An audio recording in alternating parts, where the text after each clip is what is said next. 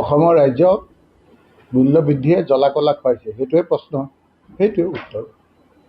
জ্বলা কলা মানে কি? মানুহৰ এতিয়া ৰাস্তা দি গ'লে মন্ত্ৰীবিলাকৰ কওঁ কওঁ কওঁ কওঁ আপোনাৰ চাইনৰ আৱাজ, আৰু মানুহৰ পেটত কওঁ কওঁ কওঁ কওঁ ভোকৰ শব্দ। ভোকৰ শব্দই এতিয়া চাইৰেনবিলাক বেয়া লগা হৈছে। এতিয়া কক্ৰচ জনতা পাৰ্টি নে কিবা এটা ওলাইছে নহয়। কিয় ওলাইছে? এইকাৰণে ওলাইছে যে ডেকা ল'ৰাবিলাকৰ চাকৰি বাকৰি নাই। একফালে চাকৰি বাকৰি নাই, একফালে আপোনাৰ মূল্য বৃদ্ধি। মূল্য বৃদ্ধি মানে এনেকুৱা হৈছেগৈ, পেট্ৰলৰ দাম কিমান আপুনি এতিয়া ক'ব নোৱাৰে। এতিয়া যদি কয় 100 টকা, অলপ পিছত 103 টকা। আকৌ যেতিয়া 103 টকা ক'ব, অলপ পিছত ক'ব 106 টকা। ইফালে ডিজেলৰ দাম ভাবিব নোৱাৰাকৈ বাঢ়িছে। বহু মানুহৰ হোটেল বন্ধ হৈ গৈছে, কাৰণ গেছ নাইকিয়া হৈ গৈছে। সেইকাৰণে আপোনালোকে ইয়াত বা গুৱাহাটীত বিভিন্ন ধৰণৰ ফ্লাইঅভাৰ বহিছে। ফ্লাইঅভাৰবিলাকৰ ওপৰেদি গ'লে একো গম পোৱা নাযায়, কিন্তু তলেদি যদি যায় দেখিব দোকান পোহাৰবিলাকত বিক্ৰীটো নাই। দোকান খুলি বহি আছে, বহনি বুলি কয়, বহনি নহয়। কিয় নহয়? এইকাৰণে নহয় যে মানুহৰ হাতত পইচা নাই। মানুহৰ পাৰ্চেজিং পাৱাৰ, মানুহৰ ক্ৰয় ক্ষমতাটো কমি গৈছে। মানুহৰ তিতা কহা খাইছে, আৰু সেইকাৰণে আজি কক্ৰচ জনতা দল নে কি ওলাইছে।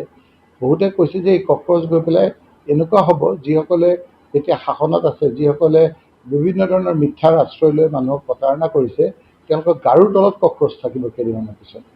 এনেকুৱা ধৰণৰ বয় বস্তুৰ দাম বাঢ়িছে যে মানুহে আপুনি কোৱাৰ দৰে জ্বলা কলা খাইছে। গতিকে এইটো এনেকুৱা ধৰণৰ এটা বাঢ়িব, যদি এতিয়া দেখা গৈছে। ৰাহুল গান্ধী ডাঙৰীয়াই যিটোকে কৈছে পৰৱৰ্তী সময়ত সেইটোকে ফলিয়াইছে। GST কথা কৈছিলে যে GST বৰ্তমান তেওঁলোকৰ যিটো ধৰণৰ GST কৰিছে, মানুহক জ্বলা কলা খুৱাব। সেই GST এতিয়া তেওঁলোকে এতিয়া কমাবলগীয়া হৈছে। এখন বিল আনিছিল কৃষকসকলৰ, কৈছিল যে এই তিনিখন বিল উইথড্ৰ কৰিব লাগিব ৰাহুল গান্ধী ডাঙৰীয়াক সমালোচনা কৰিছিল, পিছত এখন উইথড্ৰ কৰিবলগীয়া হ'ল। ক'ভিডৰ সময়ত যিখিনি কথা কৈছিল সেইখিনি সঁচা হ'ল। এতিয়া কৈছে যে এবছৰৰ পিছত নৰেন্দ্ৰ মোদী ডাঙৰীয়াই ৰিজাইন দিব লাগিব, কাৰণ এইটো মূল্য বৃদ্ধি, মানুহৰ ভোক যেতিয়া লাগিব, হিন্দু মুছলমান এই মেৰুকৰণবিলাক নচলিব।